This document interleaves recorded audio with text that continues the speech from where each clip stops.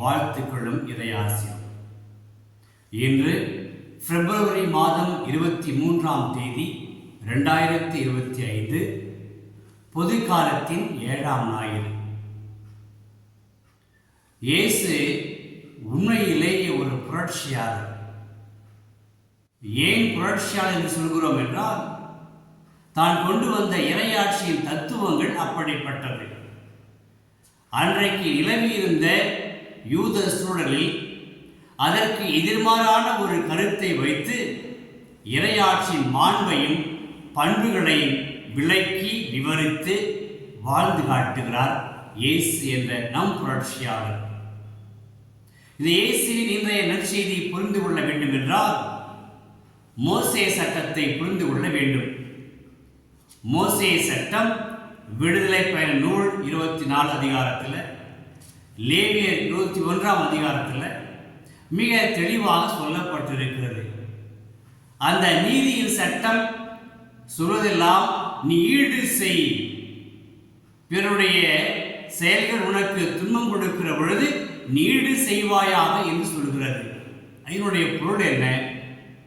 அதாவது பிறருனை துன்புறுத்துகிற பொழுது நீ திருப்பி அடி.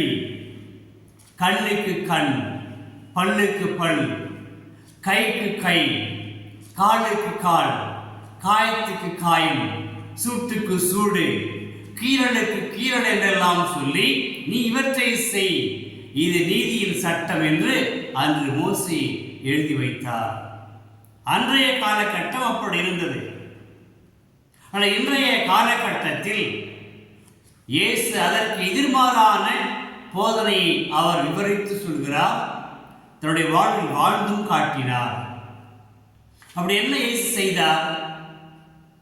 இன்றைய நற்செய்தியை நாம் காண்பது போல, உன் பகைவரிடத்திலும் நீ அன்பு கூறு, உன்னை வெறுப்போருக்கு நீ நன்மை செய்,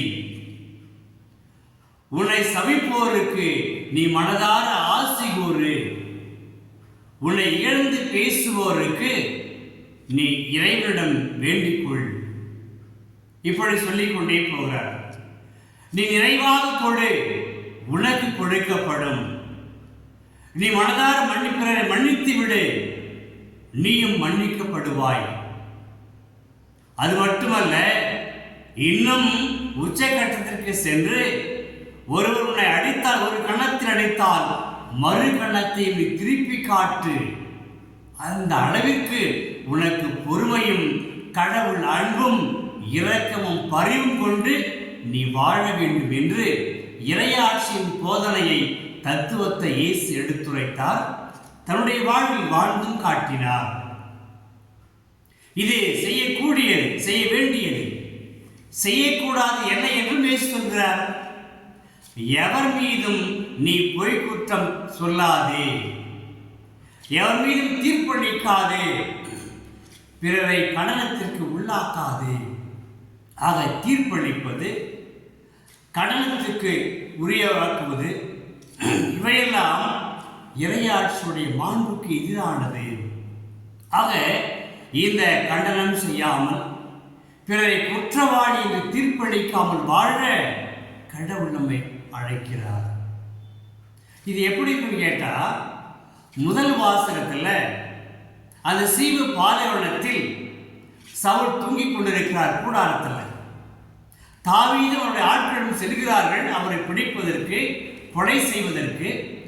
எல்லா சூழலும் தாவீதுக்கு ஏதுவாக இருந்தது சவுலை கொலை செய்வதற்கு.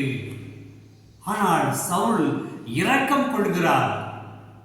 அந்த உறங்கிக் கொண்டிருக்கிற சவுலுக்கு எந்த ஆபத்தும் விளைவிக்காமல் அங்கிருந்து கடந்து போய்விடுகிறார். இது எப்படி சாத்தியம்? இதைத்தான் 2ஆம் வாசகம் சொல்கிறது. அதாவது ஆதாமின் பண்புகள் மனித உலகை சார்ந்தது, அது அழிவுக்குரியது. கிறிஸ்துவின் பண்புகள் வாழ்வுக்குரியது. நாம் கிறிஸ்துவோடு ஒன்றித்திருக்கிற பொழுது அவரின் தன்மையை பெற்றுக் கொள்கிறோம், அவரின் ஒளியை பெற்றுக் கொள்கிறோம். அவ்வாறு பெற்று வாழ்கிற பொழுது நாம் பிறருக்கு எந்த விதத்திலும் தீங்கு இழைக்க மாட்டோம். அற்புதமான செய்தி இல்லையா? செய்தி மட்டுமல்ல, சவாலானது. பிறர் நம்மை நோகடித்தால் கூட, கடங்கடித்தால் கூட, அவமானப்படுத்தினால் கூட நீ சற்று பொறுமையாயிரு, நிதானமாயிரு என்று இறை வார்த்தை சொல்கிறது. நம்முடைய இயற்கை சூழல், நாம் குடும்ப சூழல் பார்க்க வேண்டும். பல நிலைகளில், குடும்பங்களில், அக்கம் பக்கத்தில், வேலை செய்கிற இடங்களில், நண்பர் உறவுகளில் இப்படியெல்லாம் பார்க்கிற பொழுது பல தரப்புகளில் நமக்கு நெருக்கடிகள் ஏற்படும். கோபத்தை உண்டாக்கும், பொறாமையை உண்டாக்கும், பிறரை மனதாக தீர்ப்பளிக்க சொல்லும், கண்ணம் செய்ய சொல்லும். நான் இயேசு எச்சரிக்கிறார், அது திருமுழுக்கு பெற்றவரின் ஒரு மாண்பு அல்ல. திருமுழுக்கு பெற்றவர் கிறிஸ்துவின் சாயலை பெற்றிருக்கிறார். அந்த சாயலுக்கு பிறரை தீர்ப்பளித்தால் அது இகழ்ச்சிக்குரியதாகும், பிறரை வாழ வைக்காது. எனவே இந்த நற்செய்தியானது இயேசு நம்மையெல்லாம் பார்த்து அன்பாக சொல்வது, கூறுவது என்னவென்றால், நீங்கள் கடவுள் தன்மையோடு இணைந்திருங்கள். இது எப்படி இருக்குன்னு கேட்டா, இறுதியில் நிறைய நற்செய்தி சொல்கிறது. அதாவது, பிறர் உங்களுக்கு என்ன செய்ய வேண்டும் என்று நீங்கள் விரும்புகிறீர்களோ, ஆசைப்படுகிறீர்களோ, விருப்பம் கொள்கிறீர்களோ அவற்றையெல்லாம் பிறருக்கு செய்யுங்கள். என்ன அர்த்தம்? நான் என்ன நினைப்பேன், என்ன எதிர்பார்க்கிறேன்? பிறர் மற்றவர்களை மதிக்க வேண்டும், போற்ற வேண்டும், என்னை அன்பாக பார்த்து கொள்ள வேண்டும், என்னை பெரியவனாக கருத வேண்டும் என்றெல்லாம் நான் எதிர்பார்க்கிறேன். இந்த எதிர்பார்ப்பை நான் பிறருக்கு அளிக்க வேண்டும், பிறரை மதிக்க வேண்டும், பிறரையும் இகழ்ச்சிக்கு உள்ளாக்காமல் வாழ்விக்க வேண்டும் என்ற செய்தியை இயேசு கூறுகிறார். அது மட்டுமல்ல, தாராளமாக கொடுங்கள்.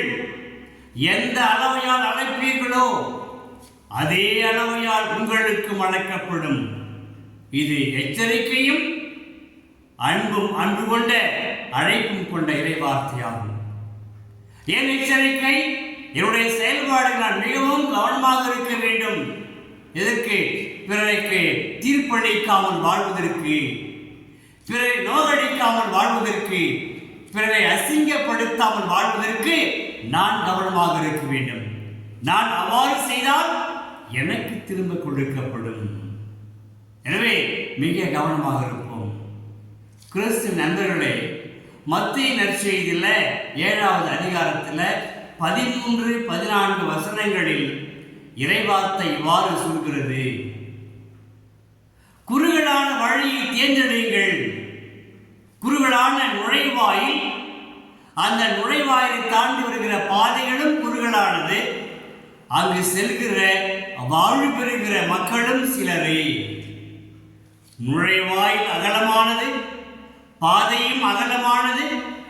அதில் செல்வோர் பலர், அவர்கள் மீட்பு அடைய மாட்டார்கள். இதனுடைய அர்த்தம் என்ன? இது எப்படி பொருள் கொள்வது? இயேசுவோடு வாழ்கிற பொழுது இயேசு கொண்டு வந்த இறையாட்சி மதிப்பீடுகளை, பண்புகளை, மனித மாண்புகளை செயல்படுத்தி வாழ்கிற பொழுது நமக்கு நெருக்கடிகள் வரும். நம்முடைய நுழைவாயில் நெருக்கமாக இருக்கும், குறுகலாக இருக்கும், பாதையும் கடினமாக இருக்கும். நாம் நின்று நிதானித்து இயேசுவோடு பயணம் செய்தால் நாம் வாழ்விடுவோம். அல்லது அதற்கு மேலாக மோசே சட்டப்படி வாழ்ந்தால் அது என்ன ஆகும்? நுழைவாயில் அகலமானது, பாதையும் அகலமானது. என்னுடைய செயல்பாடுகளும் கட்டுக்கடங்காமல் போகும், ஆண்டவருக்கு எதிராக போகும், பிற நடத்திற்கு கேள்வி விளைவிக்கும். இறுதி என்ன ஆகும்? நான் வாழ்வு பெற முடியாத நிலை ஏற்படும். அந்தகளே, இயேசுடைய வார்த்தைகள் அற்புதமாக நம் ஒவ்வொருவருக்கும் கொடுக்கப்படுகிறது. மீண்டும் சொல்கிறேன், இன்றைய நற்செய்தி நம் ஒவ்வொருவருக்கும் அன்பான இயேசுவின் அழைப்பு நலவாழ்விற்கு, பிறரை அன்பு செய்து வாழ்வதற்கு, பிறரை மன்னித்து வாழ்வதற்கு, பிறரை பாராட்டி வாழ்வதற்கு, நாமும் வாழ்வு பெறுவதற்கு. எச்சரிக்கை என்றால், நாம் அவ்வாறு செய்யாவிட்டால் பிறருக்கு தீங்கிழைத்தால் நமக்கும் தீங்கிழைக்கப்படும்.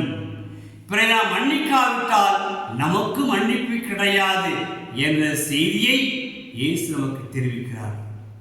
இயேசுவுடன் படையெடுத்து இயேசுவின் பண்புகளில் வாழ்ந்து இறையாட்சியின் பிள்ளைகளாக வாழ்வோம். ஜெபிப்போமா? இயேசுவே, உம்மை போற்றுகிறோம், வாழ்த்துகிறோம், ஆராதிக்கிறோம். நீர் கொடுக்கின்ற ஏராளமான கிருபைகளுக்காக நன்றி சொல்கிறோம். இன்றைய முதல் வாசகம், இரண்டாம் வாசகம் நற்செய்தி சொல்வது போல நாங்கள் எவருக்கும் தீர்ப்பளிக்காமல், யாரையும் கண்டனத்திற்கு உட்படுத்தாமல் பிறரை அன்பு செய்து வாழவும், மன்னித்து வாழவும், பிறருக்காக ஜெபித்து வாழும் மக்களாக வாழ எங்களுக்கு வரம் தாரும். எங்கள் சுயநலத்தினால் நாங்கள் பொறாமையில் வாழ்ந்து, பகைமையில் வாழ்ந்து வாழ்வை நாசம் செய்து விடாமல் உம்மோடு இணைந்து நிலைவாழ்வை பெற்றுக்கொள்ளக்கூடிய, அதை பெற பயணம் செய்யக்கூடிய மக்களாக எங்களுக்கு வாழ அருள் தாரும். இவற்றை மகன் இயேசு வழியாக கேட்கிறோம் தந்தையே. ஆமென், ஆமென். இறைவார்த்தை விதையாக